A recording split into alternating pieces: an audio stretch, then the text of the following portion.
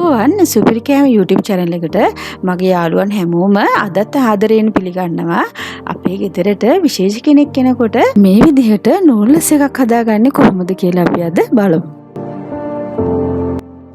මේකට මම තම්බලා වතුර පෙරාගත්තු නූල්ලස් ටිකක් අරගෙන තියෙනවා. ඒ වගේම කකුලුව තම්බලා තමයි මේ අරගෙන තියෙන්නේ. මේ විදිහට අල ටිකක් කැරට් ටිකක් කපාගෙන ඉඟුරු මාළු මිරිස් අමු මිරිස් ටිකක් මේ විදිහට හිණියට කපාගෙන තියෙනවා. ඒ වගේම මේ සුද්ධ කරලා අරන් තියෙන ඉස්සෝ ටිකක් සහ දැල්ලු ටිකක්. ඒ වගේම සෝයා සෝස් එකතු කරගෙන තමයි මම මේක හදන්නේ. මුලින්ම අපි මේ විදිහට තෙල් ටිකක් තාච්චියකට එකතු කර ගන්නවා.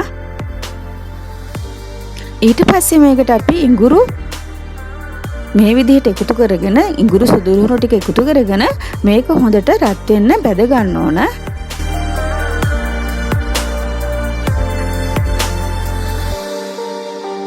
දැන් අපි මේකට ඉස්සු ටිකයි දැල්ලු ටිකයි එකතු කරලා හොඳට තැම්බෙනකම් බැද ගන්න ඕන.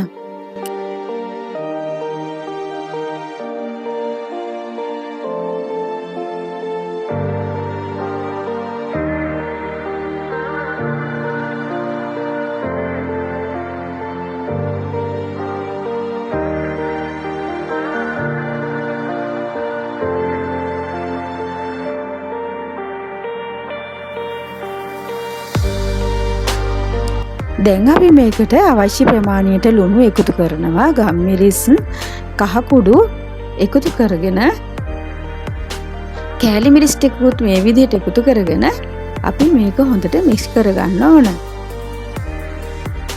ඊට පස්සේ අපි කපාගත්තු කැරට් ටිකයි අල ටිකයි මේ විදිහකට එකතු කරගෙන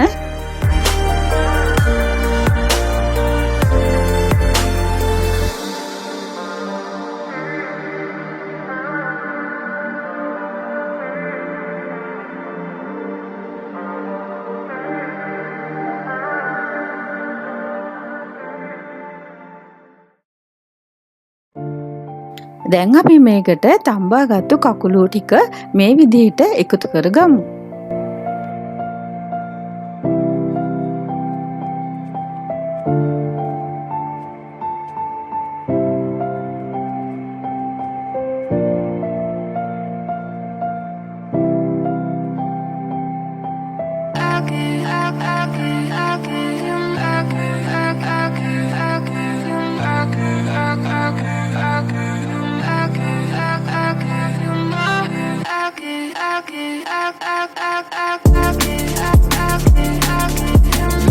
දැන් අපි මේ විදිහට නූල්ලස් ටික එකතු කරගෙන හොඳට මිශ්‍ර කරගන්න ඕන.